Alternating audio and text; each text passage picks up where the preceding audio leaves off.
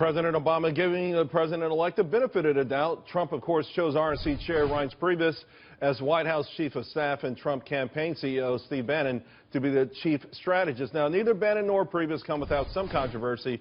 Bannon is the founder of Breitbart.com, and his disdain for the establishment, and particularly establishment Republicans, is well known. Meanwhile, Reince is a longtime ally of Speaker Paul Ryan and is considered to be the ultimate Washington insider. Joining me now to discuss, Evan Siegfried, Ford O'Connell, and Mark Serrano. Mark, you know, putting these pieces together can be rather complicated, I think even more so this year because of the sort of campaign that Donald Trump ran as the complete insider. It's a daunting task.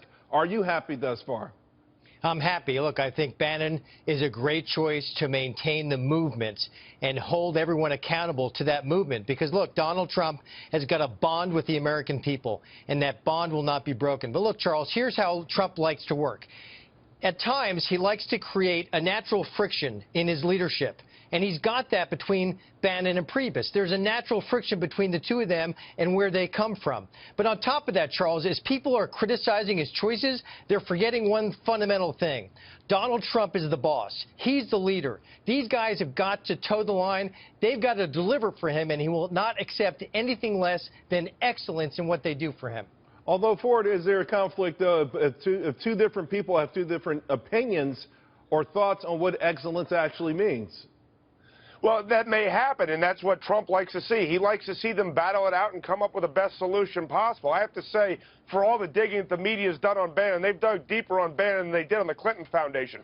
Let's remember, Steve Bannon's a very qualified individual, former naval officer, Harvard MBA, time at Goldman Sachs. He's in there. He's a Trump loyalist, and he's someone who delivers results. Priebus, on the other hand, is someone who can make the trains run on time in Washington, send the signals within the Beltway that Trump's serious about governing, and he can move legislation. I like this combo. It may be Batman and Robin. It may be yin and yang at times, but it could deliver for America. So who's Batman and who's Robin? Well, it really depends on the time of day. I would argue that Bannon in some ways may have his ear over Priebus, but if it comes inside the Beltway, Priebus may actually have the leg up over Bannon. All right, Evan, you have not been a fan. You're a Republican. You think the Republican Party went in the wrong direction this election cycle.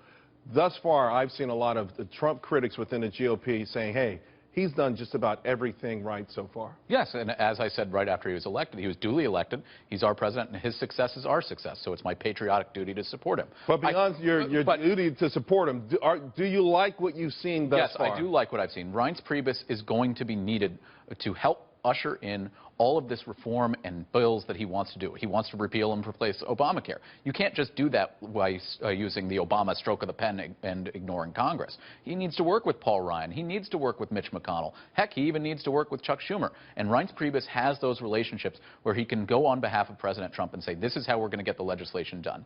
At the same time, Steve Bannon allows Donald Trump to still feel comfortable within the very establishment, White House itself. It's the ultimate symbol of the establishment. And while there are some questions about Steve Bannon's past that people are asking, I think we should give him the benefit of the doubt at this point. He's never presented himself to be an anti-Semite or a racist. He has pushed some things that make people raise their eyebrows, but at this point in time, I'm very pleased with what I'm hearing from the Trump camp. Mark, there are more positions to be filled. There's a lot of jockeying going on, and the same sort of debate. You know, listen, I read a piece, Roger Stone, over the weekend. He said if you bring in Priebus, it's an absolute disaster, and that the base is going to be upset. Is it too early to sense if the base is starting to get just a little bit upset here? Because there probably will be more establishment types, more never-Trumpers who get key positions. Well, look, I have a big concern, Charles, that the establishment types are going to come in like snakes and that you can't hold them out, you know, of the garden. But that's, you know, quality control that has to take place in the coming weeks. And one guy who's going to help deliver that is the vice president-elect. You know, Mike Pence is a guy who's really going to be the glue that binds the Republican Party and this government, you know, leading the government in Washington between, you know, ends of Pennsylvania Avenue. So I think there is some concern that never-Trumpers and people who are not supportive or establishment types are going to sneak in. But look, by and large, Donald Trump's in charge. He's the guy who's going to make the shots and make the calls. He's the one who picked Steve Bannon, who I think is an excellent selection to maintain this movement as we reform this government. And I think, by the way, Mike Pence is going to have a huge impact, and he's a guy who understands what Donald Trump is looking for and how Donald Trump stays true to the movement and his supporters. He will not let them down, Charles.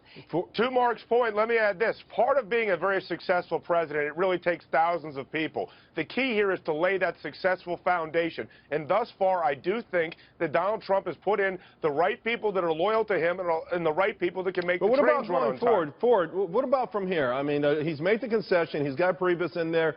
How many more of these establishment types? I mean, if you're going to drain the swamp, I think when people heard that, when people went to go vote, when they heard that, they weren't thinking just Democrats in that swamp, but they were thinking about all of these people who go to Washington, never leave, get rich there, and don't do what they were elected to do in the first place. Well, I think you're absolutely right, and I think that Donald Trump has to go cabinet position by cabinet position and determine what is best for getting things done in Washington. But you're absolutely right. A big concern for myself and Mark is the fact that the rattlesnakes are hovering around, and because Donald Trump wasn't a traditional politician, a lot of them are getting back on their hands and knees and now saying, oh, I wasn't against Donald Trump. And I hope that Donald Trump has the foresight to see through the nonsense that some people are pitching him right now in Washington, Yeah, but he does have a reform agenda, and guys like Giuliani and Speaker Gingrich and John Bolton. These are guys who will implement a reform agenda. Right, and you like Bolton, too. I mean, this is a name that's floating around here. But Bolton is, why do you like Bolton? I like John Bolton because he's very much in favor of standing up to Russia. And it's sort of the carrot and the stick. So Donald Trump has been talking about the entire campaign, being nice with Putin and why can't we just get along. And you put John Bolton in there, that's an attack dog who you can use to play good cop, bad cop. And at the same time, I like other things that I've been hearing, that Kelly Ayotte might be under consideration for defense secretary. That's a huge olive branch to John McCain and Lindsey Graham, as well as to women, by putting the first woman in charge of our armed forces. After the first woman navigated the campaign of a presidential candidate, that would be a great first. Real quick, Mark, this is what we're already seeing in your mind is really a reflection of Donald Trump taking a businessman approach to this rather than a typical Washington approach to this whole thing so far? Yeah, absolutely, Charles. Look, through and through, he is a business executive. And absolutely, that's how he's going to put his reform agenda in. He's going to pick some top talent. But look, these people, they're going to have to toe the line. I mean, no matter what position you're talking about, these are people who understand that he's got this opportunity with the Republican Congress to put tax cuts into place, to fix our immigration system, and to fix health care. He stated those are his top 3 priorities, with Congress coming behind him now. And look, he had such a tremendous victory last week. The congressional leaders have no choice but now to fall behind his agenda. I think they don't think they're in charge anymore, and that's critical.